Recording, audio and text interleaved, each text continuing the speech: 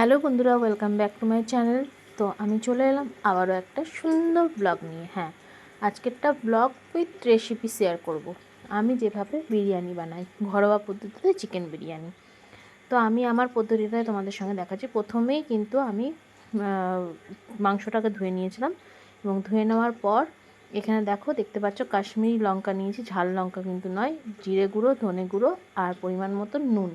Extra করে কিন্তু আমি আর আলাদা করে নুন কিন্তু নেব না, আর সর্ষের তেল, কারণ পুরো রেসিপিটার মধ্যে আর কিন্তু নুন পড়বে না। যা নুন দেওয়ার আমি এখনই দিয়ে দিয়েছি ম্যারিনেশনের সময়। আর সুন্দর করে একটা ম্যারিনেশন করে নিয়ে এবার আমি আমার পদ্ধতি দেখাচ্ছি, তোমরা তোমাদের মতন করে করো ঠিকই, কিন্তু যদি মনে করো যে এই পদ্ধতিতে একবার ঘরোয়া উপকরণ দিয়ে করে দেখবে, তো টেস্ট কিন্তু ভালোই লাগে, খারাপ লাগে না, ভালো মানে খুবই ভালো লাগে। আর আমাদের এসেন্স দেওয়া একদমই পছন্দ না, না গোলাপ জল পছন্দ করি, না কেওড়া, না তোমার মিঠা আতর, আমাদের বাড়ির কেউ পছন্দ করে না। আমি বাইরের থেকে, দোকান থেকে তো কিনে আনিই না। আমার বর মাঝে সাঝে খায়, কিন্তু আমরা কখনোই ভালোবাসি না বাইরের খেতে। যখনই বিরিয়ানি খেতে ইচ্ছে হয় বাড়িতে বানিয়ে এরকম করে খাই। আর আমার ব্লগ যদি তোমাদের দেখে কারোর মনে হয়, তো অবশ্যই কিন্তু একবার এই প্রসেসে ট্রাই করতে পারো। তো এই দেখো, এখানে পেঁয়াজও কেটে নিয়েছিলাম, আর পেঁয়াজ দুভাগে কেটে নিয়েছি, একটা হচ্ছে ব্রেস্তার জন্য আর হচ্ছে একটা গ্রেভির জন্য। আর ব্রেস্তা তো করতেই হবে, ব্রেস্তা তো বিরিয়ানিতে মাস্ট, তার জন্য ব্রেস্তার জন্য দেখো ভেজে নিচ্ছি প্রথমেই পেঁয়াজ একটু। আর আমাদের চারজনের জন্য কিন্তু হচ্ছে, তো বেশি পরিমাণে অতটাও দরকার নেই, যেটুকু দরকার সেটুকু পরিমাণে আমি করছি। আর এখানে ব্রেস্তাটা ভালোভাবে ভাজার জন্য একদম কুড়মুড়ে ব্যাপারটা যেহেতু আসে, সেই হিসাবে করে নিয়েছি। আর এই যে রেখে নিয়েছি, আর আমি কন্টেনারে রাখছি, কারণ হচ্ছে আমি প্রসেস আর্ধেকটা করব হচ্ছে সকালের দিকে করেছি, আর আর্ধেকটা রাত্রের দিকে করেছি, কারণ ছেলে নিয়ে তো সবটা একসাথে পসিবল হয় না। তো পাটে পাটে করলে আমার পক্ষে সুবিধা, ওই জন্য যেহেতু রাত্রে খাবো তার জন্য সকালে থেকেই ব্যবস্থাটা করেছিলাম। আর বাকিটা দিয়ে দেখো, আমি এখানে যেহেতু গ্রেভি করব চিকেনে, তো চিকেন যেভাবে কষিয়ে করে রান্না সেই হিসাবে করছি, কারণ আলাদাভাবে আমি ওই পেঁয়াজের রস দিয়ে যে শুধু আলু আর ইটা করে, গ্রেভিটা করে চিকেনটা, সেটা আমি পছন্দ করি না। আমি এইভাবেই পছন্দ করি, তো আমি এইভাবেই কিন্তু করতে ভালো লাগে আর খেতেও ভালো লাগে এইভাবে।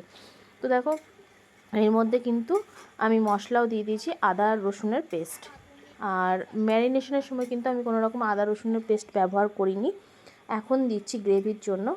আর ম্যারিনেশনের সময় কিন্তু আমি কোনো রকম দিইনি, বিরিয়ানি মশলাও দিইনি, কারণ হচ্ছে আমাকে একটু গ্রেভি আমি উঠিয়ে রাখবো, যেহেতু আমার ছেলের পরের দিন একটু খাবে, শনিবার, তো ওকে ভাত দিয়ে মাখিয়ে দেবো।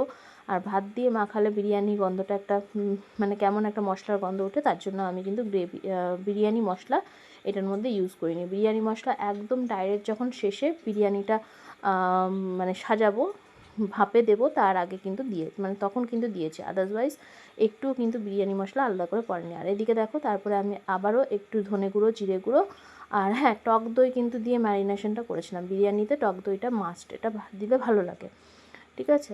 আর এদিকে আমি মশলা কষাকষি হয়ে গেল, চিকেনগুলো দিয়ে দিয়েছি যে ম্যারিনেশন করা, সেগুলো দিয়ে ভালোভাবে নাড়াচাড়া করে একদম সুন্দরভাবে একটা কষা কষা করে নিয়েছি। আর তার মধ্যে গ্রেভির জন্য এবার জল দিয়ে দেবো। তো এই দেখো, জল দিয়ে দিয়েছি। আর ছেলের জন্য এখান থেকে তুলে নিয়েছিলাম গ্রেভি, তুলে সাইড করে রাখার পর একদম চলে এসেছি। এবারে হচ্ছে ভাতটা আগে করে নিয়েছিল মা, ওটা আর তোমাদেরকে দেখাতে পারিনি, নর্মালভাবে ভাত যেমন করে সেইভাবে করেছে।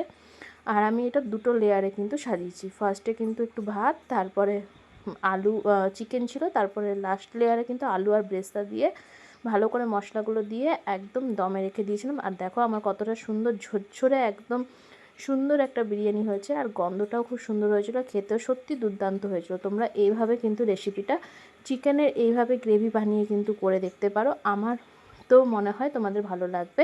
আর যদি আমার ভিডিও দেখে তোমরা কেউ করো, তো অবশ্যই জানিও কেমন লেগেছিলো। তো এই যে ফাইনাল